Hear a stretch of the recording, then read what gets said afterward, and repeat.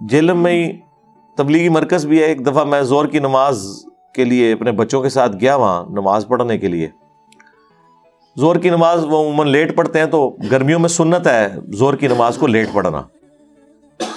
تو میں کبھی کبھار وہاں جماعت کے ساتھ نماز پڑھنے, جن دنوں میں پبلکلی اس طرح جایا کرتا تھا ان دنوں کی بات کر رہا ہوں. تو ظہر کے بعد وہ فضائل اعمال سے درس کا سلسلہ بھی کرتے ہیں, تعلیم جسے کہتے ہیں. تو میرے بچے چھوٹے چھوٹے, یعنی 10 سال سے کم عمر تھی دونوں کی اس وقت, تو وہ فضائل اعمال سے وہ یہی پڑھ رہے ہیں کہ جی ایک بزرگ جو ہے روزانہ 3 قرآن پڑھتے تھے, 8 قرآن پڑھتے تھے, اور یہ سب کچھ نا. اب میں یعنی وہ سن رہا تھا اور مجھے بڑی پریشانی لگی ہوئی تھی. مجھے پتا تھا کہ یہ جو کچھ میں سوچ رہا ہوں کہیں یہ بھی نہ یہ سوچ رہے ہوں, اور میرا خدشہ درست نکلا. جب واپسی پہ موٹر بائک میں نے نکالی تو میرا بیٹا مجھ سے پوچھتا ہے کہ بابا یہ کیسے ہو سکتا ہے کہ روزانہ کوئی 8 قرآن پڑھ لے. ٹھیک ہے, اب ظاہر ہے وہ اس وقت تک 3 دفعہ تو قرآن ناظرہ وہ کمپلیٹ کر چکا ہوا تھا. اب اس کو تو نہیں آپ دھوکہ دے سکتے کہ بھئی یہ کرامت ہو گئی یا کوئی ٹائم بڑھ گیا اور یہ ہو گیا اور وہ ہو گیا. تو میں نے اسے کہا کہ بیٹا یہ کہانی ہے, اس کو چھوڑ دو, جو باقی باتیں ہیں وہ آپ لے لو. یہ آپ نے امت کو ایجوکیٹ کرنا ہے ساتھ ساتھ. یہ کہانیاں لکھ کے مر چکے ہیں, مصیبت ڈال گئے ہیں پچھلوں کو, اور پھر جب ہم ان لوگوں کی باتوں کا انالیسس کرتے ہیں, لوگ کہتے ہیں ہمارے بزرگوں کا مذاق اڑاتے ہیں. بزرگوں نے خود مذاق اڑایا. اب فضائل اعمال میں انہوں نے لکھا ہوا کہ جی 12 دن تک ایک بزرگ کا واقعہ ہے کہ ایک ہی وضو سے ساری نمازیں پڑھی. یعنی 12 دن تک نہ وہ سوئے, نہ انہوں نے کھانا پینا کیا, اور نہ ٹوائلٹ گئے. تو وہ کوئی بہت بڑے لیول کا کوئی, میرا خیال ہے grains book of world record میں اس مریض کا نام لکھنا چاہیے. کوئی مریض ہی ہوگا نا جس کی نہ ہوا جاری ہو, نہ اسے پیشاب آئے, نہ اسے بھوک لگے, یا وہ پھر بستر مرگ کے اوپر ہوگا اور اشاروں سے اس نے 12 دن تک یہ ساری نمازیں پڑھی ہوں گی, لیکن یہ تو نہیں لکھا ہوا. اور کہتے ہیں کرامت ہے. کرامت تو صحابہ کرام کو تو اس طرح کی کوئی کرامت حاصل نہیں تھی, اور اس زمانے میں تو سب کچھ نارمل چلتا تھا. اسی طریقے سے آپ مطلب عجیب و غریب یہ کہانیاں تو آپ کو ہر دوسری جگہ سننے کو ملیں گی کہ جی وہ بزرگ جو ہیں وہ بیٹھے یہاں ہوتے تھے اور نماز مکے پڑھ لیتے تھے, مدینے جا کے پڑھ لیتے تھے, ان کی یہ پرواز ہوا کرتی تھی, روحانی پرواز, اور یہ وہ. ہم کہتے ہیں جی صحیح مسلم میں حدیث موجود ہے, مشکات کے اندر بھی ہے, بنو سلمہ جو ہیں وہ مدینے کے چوراہے پہ کھڑے ہیں, اللہ کے نبی پاس سے گزرے ہیں صلی اللہ علیہ وآلہ وسلم, اور استفسار فرمایا. تو انہوں نے کہا یا رسول اللہ ہم نے ارادہ کیا کہ ہم شہر میں شفٹ ہو جائیں, کیونکہ ہمیں گاؤں سے آنا پڑتا ہے نماز پڑھنے کے لیے, لیٹ ہو جاتے ہیں. تو آپ علیہ السلام نے فرمایا کہ تم وہیں رہو, تم جتنے قدم چل کے آتے ہو تو اللہ کے حضور تمہارے لیے نیکیاں لکھی جاتی ہیں. اچھا وہ شفٹ اس لیے ہو رہے ہیں کہ ہمیں نماز میں آسانی ہوگی, دور سے آنا, جماعت میں شامل ہونا ایک تردد کا کام ہے, تو ہم قریب ہی آ جائیں. اور نبی الاسلام فرما رہے ہیں جتنے قدم چل کے آتے ہو ثواب ہوگا. ان کے وہم و گمان میں بھی نہیں تھا کہ اڑ کے بھی کوئی آ سکتا ہے. نہیں تو نبی الاسلام فرماتے کہ بھئی تم تو بڑی شان والے ہو, تمہارے گھوڑے کے قدموں کی خاک جو گھوڑے کے نتنوں میں بیٹھے, جو ایک کہانی انہوں نے بنائی ہوئی ہے لمبی سی, اور اس کو کوئی غوث کتب ابدال نہیں پہنچ سکتا. اور غوث کتب ابدال تو جو ہے وہ ایک نماز مکے پڑھیں گے, ایک مدینے, ایک بیت المقدس, اور اس اون بھی پڑھتے نا بیت المقدس کے, کوئی نہیں کہ اتنے اسرائیل دی فوج وڑن نہیں دیں انہوں نے. ٹھیک ہے, تو چھڑاتے کیوں نہیں ہیں؟ بیت المقدس نمازیں پڑھتے ہیں یہ بزرگ جا کے, اور نگاہیں مار کے بندوں کو بھسم کرتے ہیں, تو اسرائیلی فوجیوں کو وہاں سے ہٹاتے ہیں نا, مسلمانوں کے لیے آسانی ہو جائے. ٹھیک ہے, ڈیوٹیاں لگی ہیں نا جی. اللہ کیوں نہیں کرتا؟ اللہ اس لیے نہیں کرتا کہ اللہ نے مسلمانوں کی ڈیوٹی لگائی ہوئی ہے, اور مسلمانوں نے ڈیوٹی لگائی ہوئی ہے غوث کتب ابدال کی طرف. تو تمہیں ہی پوچھنا ہے نا کہ آپ کراچی شہر کی ڈیوٹی پہ ہیں, اور کراچی کی ساری ہیروئن اور ساری افیون اور چرس آپ کے مزار کے اوپر بک رہی ہے, تو یہ کیا ڈیوٹی آپ پوری کر رہے ہیں؟ آپ جناب لاہور شہر کی ڈیوٹی آپ کے پاس ہے, آپ کو کہتے ہیں جی روحانی گورنر پنجاب, اور جتنی بے حیا عورتیں ہیں وہ اپنا ناچ گانا اور جتنے چرسی اور پاؤڈری ہیں وہ آپ کے مزار پہ نظر آئے تو سرکار آپ سے پوچھیں گے نا کہ آپ نے ڈیوٹی پوری کی ہے یا نہیں. آپ ہی سے پوچھیں گے, آپ کا کلیم ہے نا. اللہ کا کلیم کہیں نہیں ہے کہ میں یہ کروں گا, وہ تو امت کی ڈیوٹی ہے. تو پھر ان ساری چیزوں کو چھپانے کے لیے ان کے پاس بڑے یعنی جھوٹے قسم کے بہانے ہوتے ہیں.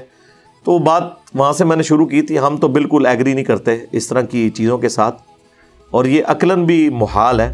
ہو سکتا ہے راوی کا وہم ہو سکتا ہے کہ کوئی ایک آدھ دفعہ کوئی ایسا معاملہ ہو گیا ہو. نہ یہ کوئی روٹین والا معاملہ پاسبل ہے, نہ ہم ان روایتوں کی بنیاد پہ ہمیں کوئی چیز مجبور کرتی ہے کہ جو چیز واضح قرآن کے اسلوب کے, بخاری اور مسلم کے اسلوب کے خلاف ہے ہم اسے ایکسیپٹ کر لیں. بالکل قطعاً نہیں. قرآن میں واضح ہے طٰہٰ ما انزلنا علیک القرآن لتشقیٰ, ہم نے نبی قرآن آپ پہ اس لیے نازل نہیں کیا کہ آپ مشقت میں پڑ جائیں. الا تذکرۃ لمن یخشیٰ, یہ تو نصیحت ہے صرف اس کے لیے جو اللہ کی دھمکی سے ڈر جائے. یعنی ہاں آپ اس مصیبت میں, اس تکلیف میں اپنے آپ کو مت ڈالیں کہ لوگ حق بات قبول نہیں کر رہے. یہ تو صرف ان کے لیے نصیحت ہے جو اللہ کی دھمکی سے ڈرتے ہیں. فذکر بالقرآن من یخاف وعید, اس قرآن کے ذریعے آپ اسے ڈر سنائیں جو اللہ کی دھمکی سے ڈرے. سیذکر من یخشیٰ ویتجنبها الاشقیٰ, نصیحت اسے کریں جو ڈر رکھنے والا ہے, اور جو بدبختی پہ اترا ہوا ہے اسے اس کے حال پہ چھوڑ دیں. یہ قرآن کا اسلوب ہے. اس میں مشقت تبلیغ والی بھی ہے, اور قرآن کی تلاوت میں بھی اپنے آپ کو مشقت میں ڈالنا یہ بھی منع ہے. بخاری مسلم میں حدیث ہے کہ بس قرات اس وقت تک کرو جب تک کہ طبیعت ساتھ دے, جب نیند کا غلبہ ہو یا ایسا کوئی معاملہ ہو تو چھوڑ دو. اب مجھے بتائیں اس طرح کی مشقت کو اٹھا سکتا ہے؟ اور پھر آپ کو کہانیاں سنائیں گے جی ایک ٹانگ پہ 15 سپارے اور دوسرے پہ 15, بغلے بڑے سن. نبی علیہ السلام نے کبھی ایک ٹانگ کے اوپر نماز پڑھی ہے؟ مجھے بتائیں.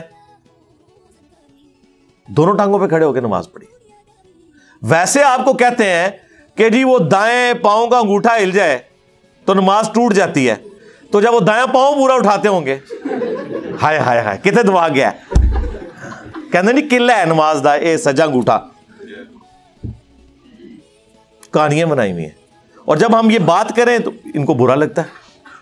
تو یہ مشقت نہیں ہے. بخاری مسلم دونوں میں حدیث ہے, نبی علیہ السلام گھر میں انٹر ہوئے, آپ نے دیکھا کہ ایک چھت سے رسی لٹک رہی ہے. آپ نے فرمایا یہ رسی کیسی ہے؟ تو بتایا گیا جو آپ کی بیٹی ہے نا زینب, وہ رات کو قیام کرتی ہیں اور اپنا جوڑا اس کے ساتھ باندھ لیتی ہیں, کیونکہ بعض اوقات نیند کا غلبہ ہوتا ہے نا, تو وہ جب یوں بندہ جھکتا ہے نا, تو جب جوڑے کو اس طریقے سے پیچھے سے کھینچ پڑتی ہے تو ان کی آنکھ کھل جاتی ہے, اور پھر وہ نبی علیہ السلام نے فرمایا کھولو رسی. نماز اس وقت تک پڑھو جب تک کہ تمہاری طبیعت تمہارا ساتھ دیتی ہے. یعنی اپنے اوپر اس طرح کی مشقت ڈالنا, اور یہ کون کہہ رہا ہے؟ نبی علیہ السلام اپنی بیٹی کو. آپ ہمیں بے شک کہتے رہے 40 سال تک عشاء کے وضو سے فجر کی نماز, نبی علیہ السلام تو اپنی بیٹی کو یہ کام نہیں کرنے دے رہے. نبی علیہ السلام تو ان چیزوں سے ناراض ہوں گے. ہاں فضائل مال میں لکھا ہوا ہے کہ جی یہ جو آیت ہے نا ما انزلنا علیک القرآن لتشقیٰ, سورہ طٰہٰ کی, یہ اس وقت نازل ہوئی تھی کہ نبی علیہ السلام بھی اپنے آپ کو رسی سے باندھ لیا کرتے تھے تاکہ جب آپ کو جھٹکا لگے تو آپ کی آنکھ کھل جائے اور آپ جو ہے نا وہ قرات جاری رکھے. تو اس موقع پہ اللہ تعالیٰ نے نبی علیہ السلام کو منع کیا کہ قرآن اس لیے نازل نہیں ہوا کہ آپ مشقت میں پڑ جائیں. نعوذ باللہ. آپ دیکھیں کتنی بڑی جھوٹی تہمت رسول اللہ کے اوپر لگائی ہے انہوں نے. نبی علیہ السلام تو اپنی بیٹی کو یہ کام نہیں کرنے دے رہے. اور دوسرا, یہ قرآن کی آیت بتا رہی ہے کہ یہاں مشقت سے مراد ہے تبلیغ کی مشقت, کیونکہ اگلے الفاظ دیکھیں ما انزلنا علیک القرآن لتشقیٰ الا تذکرۃ لمن یخشیٰ. یہ اس لیے نہیں نازل کیا کہ آپ مشقت میں پڑ جائیں کہ لوگ ایمان کیوں نہیں قبول کر رہے, یہ تو صرف ان کے لیے نصیحت ہے جو ڈر جائیں. فَلَعَلَّكَ بَاخِعٌ نَفْسَكَ عَلَىٰ آثَارِهِمْ إِن لَّمْ يُؤْمِنُوا بِهَٰذَا الْحَدِيثِ أَسَفًا. کیا اپنے آپ کو اس غم سے ہلاک کر لو گے کہ لوگ اس قرآن پر ایمان نہیں لائے؟ یعنی نبی علیہ السلام کو تبلیغ کے اعتبار سے یہ بات کی جا رہی تھی، نہ کہ اس اعتبار سے جو یہ لوگ مانا لے رہے ہیں۔ وہ بھی کرالری کے طور پہ درست ہو سکتا ہے، لیکن وہ بعد کی بات ہے۔ تعویل خاص میں تو یہ اس معاملے میں تھی، لیکن فضائل مال میں انہوں نے لکھ دیا۔ اور ظاہر ہے اس طرح کی باتیں اس لیے لکھی کہ فضائل مال کے مقدمے میں خود انہوں نے لکھا ہے کہ طبیبوں نے، یعنی ڈاکٹرز نے مجھے ایک ذہنی مرض کی وجہ سے، مرض بھی ذہنی، چند دنوں کے لیے دماغی کام سے روک دیا تھا کہ یہ آپ کے ذہن کے اوپر۔ تو کہتے ہیں کہ میرے پیر صاحب جو ہیں مولانا الیاس کاندھلوی، جنہوں نے تبلیغی جماعت بنائی تھی، بڑے عرصے سے انہوں نے مجھے ریکویسٹ کی بھی تھی کہ آپ کوئی ایک سلیبس تبلیغی جماعت کے لیے لکھ دیں، یہ جو 6 نمبر پڑھتے ہیں تو آپ ریٹن میں کر دیں، تاکہ اس میں سے پڑھ کے، پہلے اس کا نام تبلیغی نصاب ہوتا تھا، فضائل اعمال، فضائل حج، فضائل درود، یہ سارے اس کے چیپٹرز تھے۔ تو وہ کہتے ہیں میں نے فضائل صدقات بھی ہے اس میں نے یعنی فرصت کے ان ایام کو غنیمت سمجھا، اور میں نے کہا کہ اچھا آگے الفاظ دیکھیں، وہ کہتے ہیں کہ اگر یہ اوراق پسند خاطر نہ بھی ہوئے، یعنی جو میں لکھ رہا ہوں اگر یہ شیخ کو نہ بھی پسند آیا ہے میرا نصاب، ویسے پسند آیا، وہ آج تک پڑھ رہے ہیں، قرآن پڑھنے کی توفیق نہیں ہوئی ہے، ہاں وَأُوحِيَ إِلَيَّ هَذَا الْقُرْآنُ لِأُنذِرَكُمْ بِهِ وَمَنْ بَلَغَ، اے نبی تم فرماؤ قرآن میں نے اس لیے وحی کیا تمہاری طرف تاکہ تم اس قرآن کے ذریعے ڈر سناؤ اور جس تک بھی یہ پہنچ جائے۔ آج بھی آپ رائے ونڈ چلے جائیں، قرآن کا ترجمہ نہیں رکھا ہوا انہوں نے، اپنا بھی نہیں رکھا ہوا شری تھانوی کا، جی اختلاف پیدا ہوتا ہے۔ میں نے جب ان کے سٹال والے سے پوچھا نا، رائے ونڈ اجتماع میں گیا، یہ بات ہے 2 نومبر 2007 کی، تو آج بھی بائی چانس نومبر کا ہی مہینہ، آج 13 نومبر 2022 ہے، تو میں کتنی پرانی بات آپ سے کر رہا ہوں۔ تو کہتے ہیں حضرات کہتے ہیں قرآن سے اختلاف پیدا ہوتا ہے۔ میں نے کہا قرآن میں تو لکھا ہوا ہے کہ یہ کتاب یہود و نصارہ کے اندر جو اختلافات ہیں ان کو بھی دور کرتی ہے، جو انہوں نے ٹیمپرڈ کتابوں کی فارم میں، اور آپ کہہ رہے ہیں اختلاف پیدا ہوتا ہے۔ نہیں جی وہ فرقوں کا اختلاف، تو میں نے کہا آپ احمد بریلوی کا بھی ترجمہ رکھ لیں، آپ اشرف تھانوی کا بھی رکھ لیں، آپ جوناگڑھی کا بھی رکھ لیں، سید فرمان علی شاہ کا بھی رکھ لیں۔ تو زبانی پڑھنے کے اوپر زور دیا ہوا ہے، تو اس میں لکھا وہ اوراق جو ہیں وہ پسند خاطر نہ بھی ہوئے تو تب بھی میرے خالی ایام تو اس بابرکت مشغلے میں صرف ہو ہی جائیں گے۔ وہ کہتے ہیں چلو میرا ٹائم تو پاس ہو جائے گا، ادھر کچھ نہ بھی نکلیا۔ جو کتاب ٹائم پاس کرنے کے لیے لکھی گئی ہو، آج اس کے بارے میں مولانا تقی عثمانی صاحب بھی کہتے ہیں کہ دنیا میں قرآن کے بعد سب سے زیادہ پڑھی جانے والی کتاب ہے، یہ آنر کے طور پہ بتاتے ہیں۔ کہتے ہیں نہیں کوئی لمحہ ایسا نہیں گزرتا، جس طرح ہم کہتے ہیں نا کوئی لمحہ ایسا نہیں گزرتا کہ دنیا کے کسی حصے میں اذان نہ ہو رہی ہو اور اللہ کے ساتھ اس کے محبوب کا نام نہ بولا جا رہا ہو صلی اللہ علیہ وآلہ وسلم۔ وَرَفَعْنَا لَكَ ذِكْرَكَ کے تحت اللہم صلی علی محمد وعلی آل محمد۔ تو وہ کہتے ہیں نہیں کوئی لمحہ ایسا نہیں گزرتا کہ دنیا کے کسی حصے میں فضائل اعمال نہ پڑھی جا رہی ہو، یہ کوئی آنر کی بات ہے، اس کے اندر تو یہ کچھ لکھا ہوا ہے۔ اور پھر پکی مور لگائی ہے انہوں نے کہا کہ جی کوئی کہیں غلطی سے بھی نہ کوئی قرآن کھول لے، انہوں نے کہا جی اس کے لیے تو 15 علوم چاہیے، اور اس میں بھی 14 علوم کے بعد ان کو خطرہ ہوا کہ کہیں 14 کوئی حاصل نہ کر لے، انہوں نے لکھا 15واں جو ہے وہ بھی ہے، یعنی گاڈ گفٹڈ، یعنی وہ اللہ ہی کسی کو دے تو دے، وہ یعنی کسبی نہیں، آپ حاصل نہیں کر سکتے، تو نہ کرنے لی گال ہوئی نا، روند مارنے لی گال ہوئی نا، تو وہ لکھا وہ بھی ہے 15واں۔ یعنی اگر آپ کہنا میں نے 14 علوم حاصل کر لیے ہیں تو وہ 15 تو آپ کا ڈینائی کر ہی دیں گے کہ یہ تو یار صرف علماء دیوبند کو مل سکتا ہے، بریلوی کہیں گے یہ صرف بریلوی علماء کو مل سکتا ہے، وابی کہیں گے صرف وابی علماء کو مل سکتا ہے، شیعہ کہیں گے صرف شیعہ علماء کو مل سکتا ہے۔